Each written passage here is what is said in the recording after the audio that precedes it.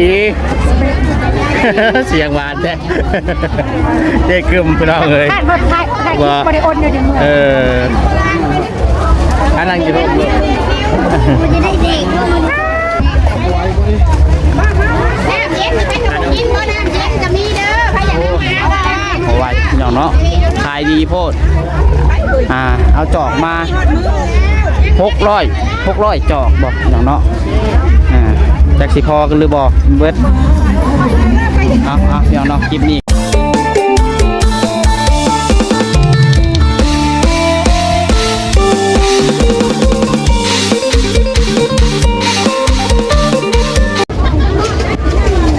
ต้นมา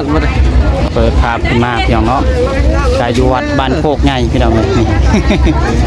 เอาพี่น้องเนาะคนอื่นเปิดกราบทักทายสบายดีพี่น้องเนาะสบายดีพี่น้องFCเบิร์ดสุขสุคนเด้อเนาะพอกับช่อง YouTube น้องพัดไซชาแนลพี่น้องมาพอกันมื้อนี้ก็อยู่ทางบ้านโคกใหญ่พี่น้องเนาะทางแม่เพิ่นก็กำลังแจกพี่น้องเนาะกับเอื้อยกับน้าสาวพี่น้องเดี๋ยวพามาเบิ่งโธ่ขายดีโพดบัดเนาะของฟรีนี่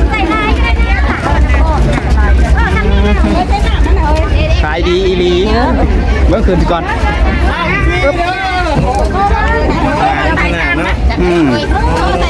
โธ่คนขายเอาบ่ทันแล้วบาทนี้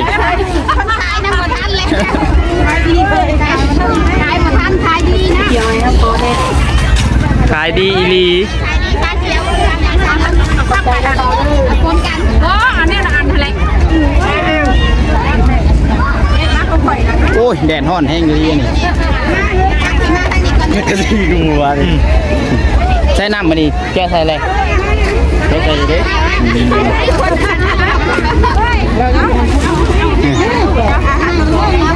ของฟรีผมบุกฝึกมา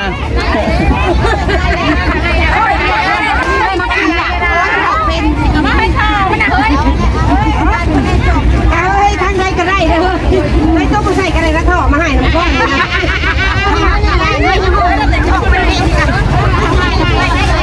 ใจเย็นๆได้ทุกคนยังลาย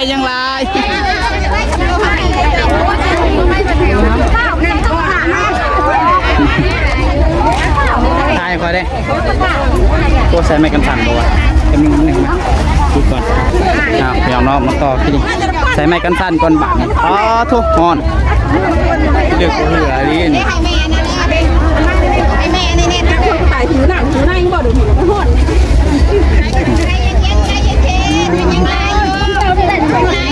โอ้แย่เข้ามา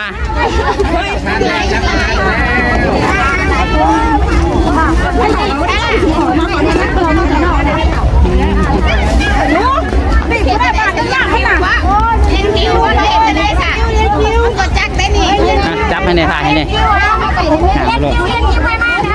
เบิ่งฮอนเ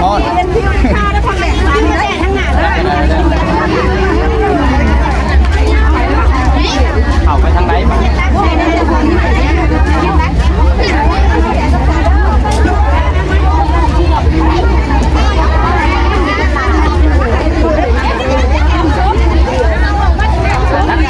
ไว้เลยลูก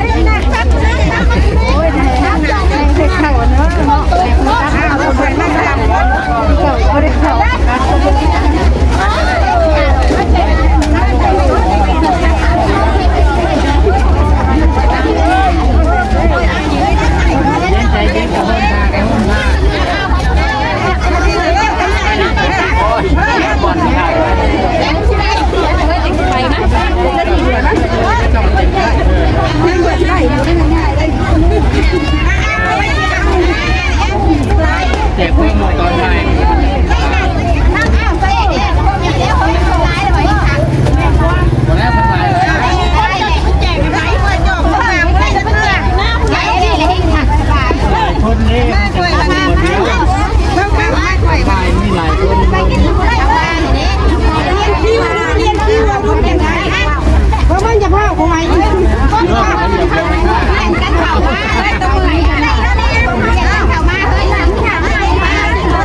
เ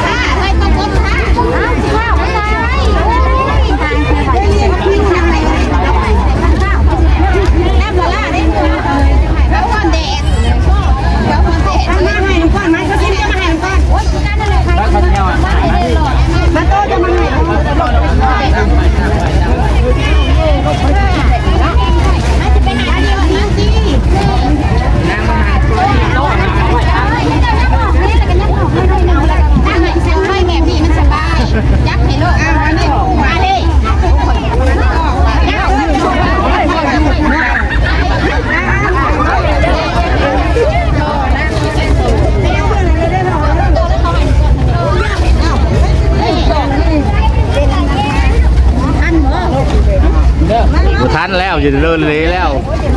ไม่น้ำแข็งกับไปกินแล้วแหละขายดีเนาะว่าเด็ดเลยตั้งน้ำเย็นง่ายกินนะน้ำเย็นเลย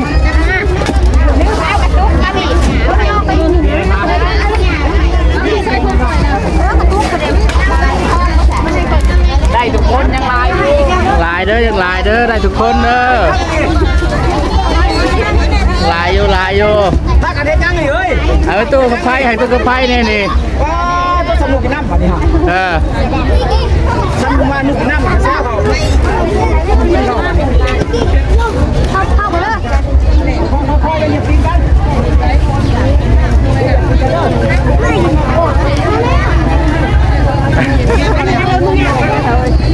นจะหยิบกินกันมีปัญหาค่ะ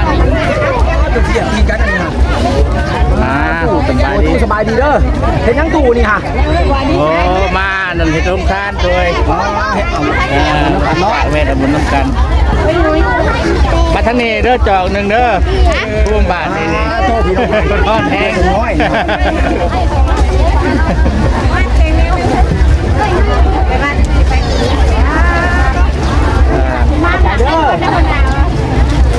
อันเป็นมูของบ่นะอะไรจังมูถ่ายดีอยู่อะไรจังมูเจ้ามาแล้วมูแหละบ่ยากจะต่อเคี้ยวกันทั้งหลังไปทั้งยาวนี่นะมา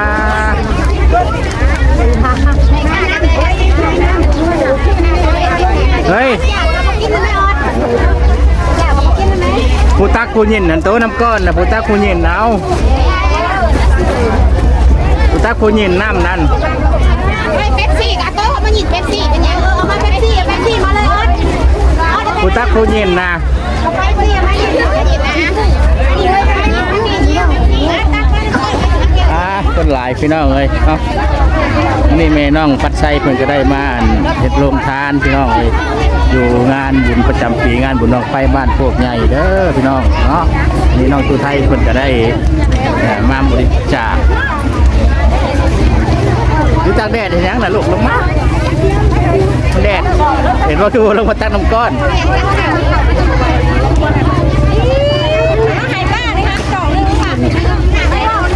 ผู้ตักผู้ยินน้ำนั่นโดยผู้ตักตักก้อนตั้งเมียนหาโลดจับยินเอาไว้ยังล่ะยังที่ตอนแถวแล้วแล้วเป็นที่ทั้งนั้นเด้อ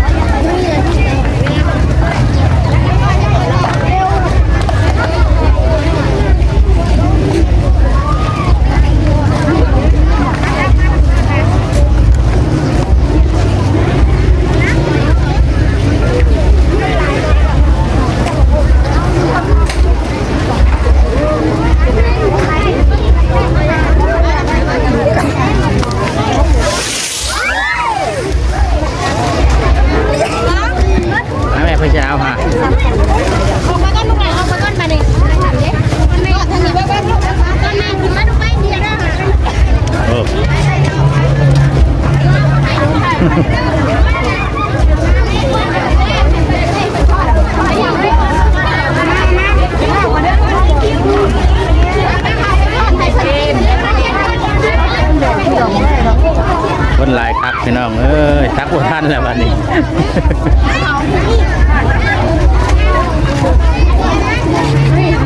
ี้นี่ให้ค้างเครื่องเขานี่เด้อทั้งนี้เด้อเรียนคิวเฮ้ยทั้งนี้ได้จะออกไปเด้อให้ผู้พ่อนก่อนนะพ่อนแห้งเรียนคิวเอาเด้อจะง่ายเด้อ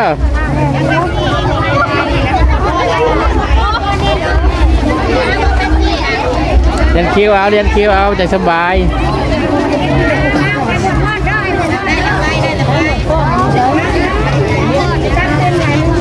บ่หลายบ่เต็มก็ได้ตัวมันยังหลายคน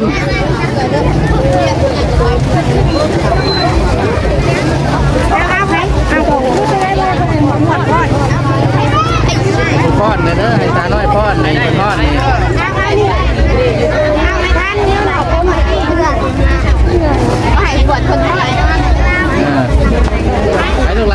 จะไป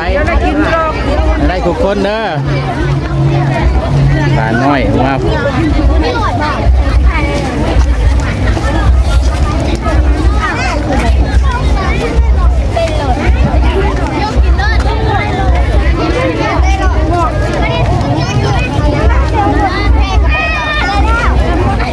ไปเอารถล่ะนางไปขอเอารถนี่ไว้นี่นางไปเอารถเอาหลอดแน่ๆมาสิ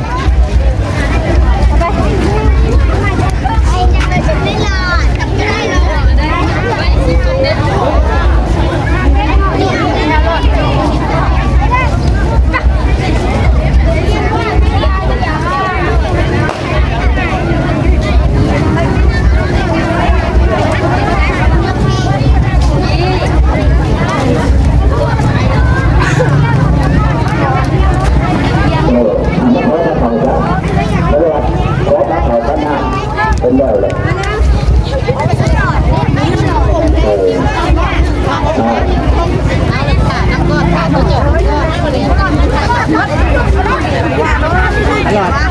ไปหลอดโดยหลอดไม่ไง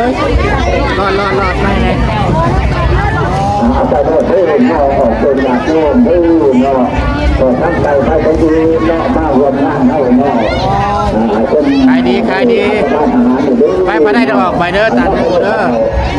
ได้จะออกไปเด้อยาวกันไปเด้อเป็นงานโยมเนาะมาเป็นเจ้าสาวเนาะคุณมีใจมีใจก็หาประทานอาหารดีเนาะมาเอาข้าวเปล่าก็ได้เนาะเจ้าคุณดูวันท้ายก็ได้ดีมาเป็นน้ำเนาะ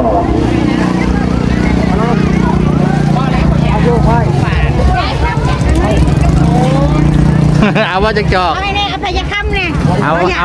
อาซานมซาเขียวซานมซาเขียวเฮ้ยซานมซาเขียวมาเลยพี่จอกหนึ่ง คิ้วเอาไปป้าเนี่ยอยู่ข้างหลังอยู่ ซานมซาเขียว มองคนน่ะ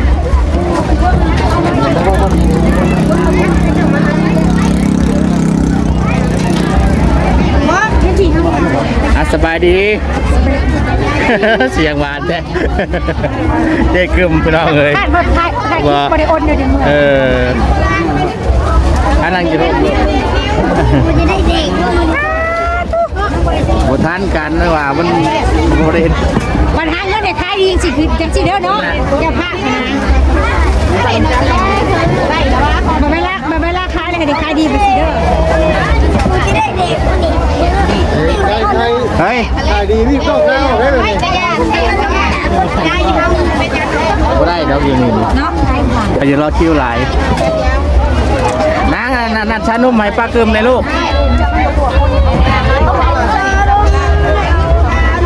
ชานมในจอกพิเศษแน่ชานมขอสอบวะสามไม่ได้เอาพิเศษน้ำก้อนเด้อ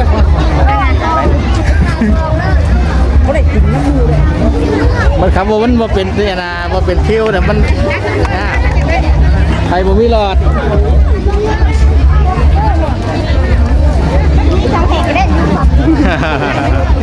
มาได้จะออกไปเด้อมันตันทางกันเด้อ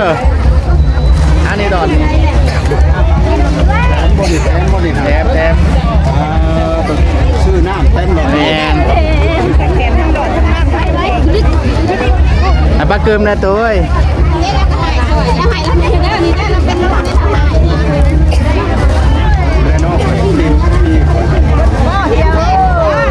ยังมันคิวลายดูค่าลายมือเนี่ยค่าลายขายดี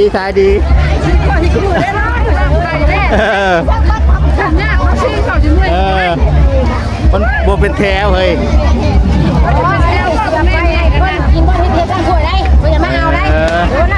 ได้ขอน้ำอาหารเจ้าหัน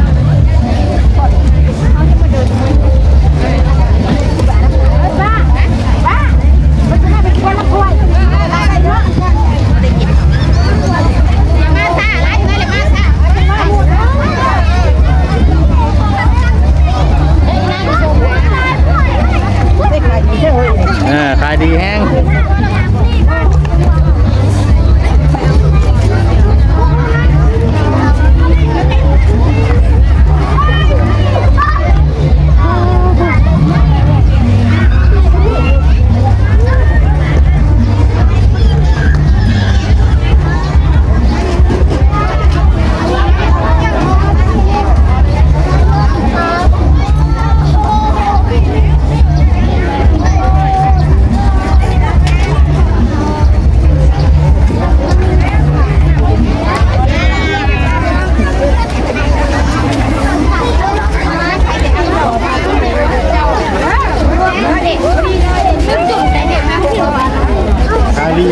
ายดีขายดีมาได้ก็ออกไปน้ำเด้อ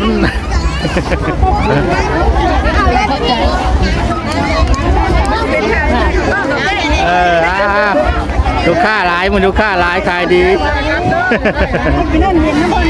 เอ้ย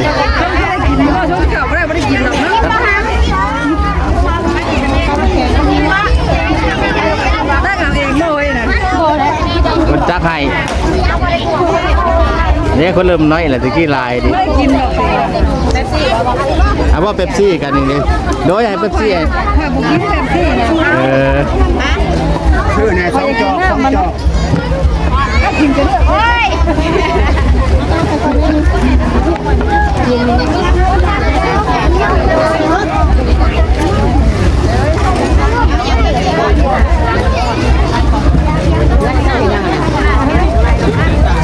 ซานมเด้อ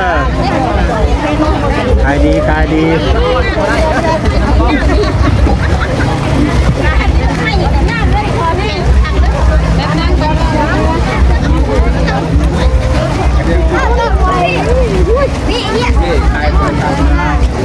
เป็นมือมามีแต่ประกอบส่วน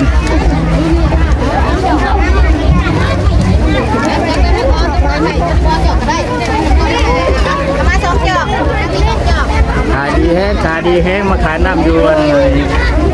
คุณบ้านโคกจะมีท่าเก่าชื่อกันโอ้พี่น้องเฮ้ยผูกตักจุดบุท่านขายกันนะขายดี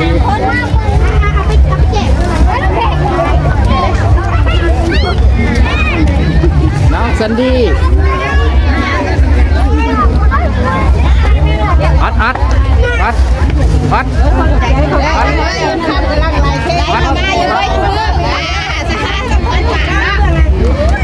อัดนะจับไปเลยเอาไปเพื่อลมใจสบายเอาสาเขียวเอาไป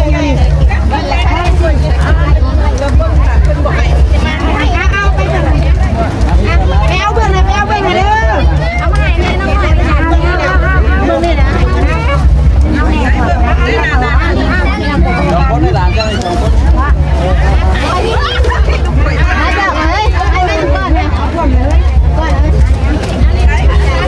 เที่ยวไผ่จ่อยนะเที่ยวเขาไม่รู้ใครจ่อย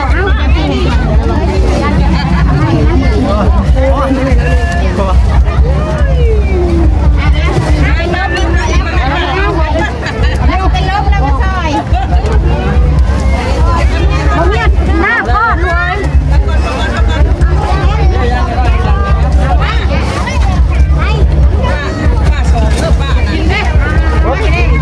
รถนั่นมาล่าที่นั่นมาแต่เนี่ยมาตั้งนี่มาตั้งนี่ได้นะมันอยู่ในทางตรงคนเด้งแบบเสื้อมาล่าไปกินนะครับไปกินอีกตามมากินบ่เอาไปตู้ท่องกูไปท่องกูเลยนะใช่มาจะมาได้หมดแล้วเฮ้ยเราจะทำมาล่ายังลายอยู่มาล่ามาหายเลยเอามาเจาะนี่น้ำเจ้าน้ำละเอาขึ้นมาสิต้มข้าวอย่างนั้นเอาไปเบื่อเลยเฮ้ยหัวพี่เพื่อนมาจากแล้วนะ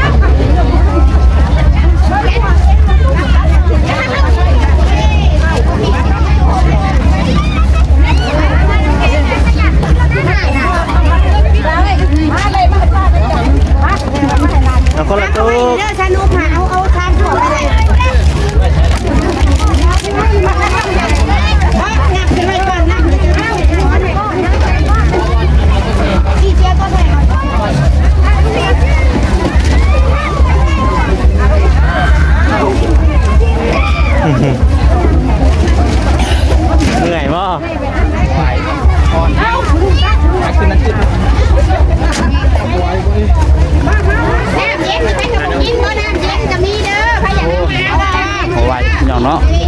ดีโพดเอาจอกมา600จอกบอกอย่างเนาะจากสิพอกันหรือบอกเบิดเอาอย่างเนาะคลิปนี้ก็คือสิประมาณนี้แหละอย่างเนาะติดตามเบิ่งคลิปต่อไปอย่างเนาะสบายดีพี่น้องเนาะ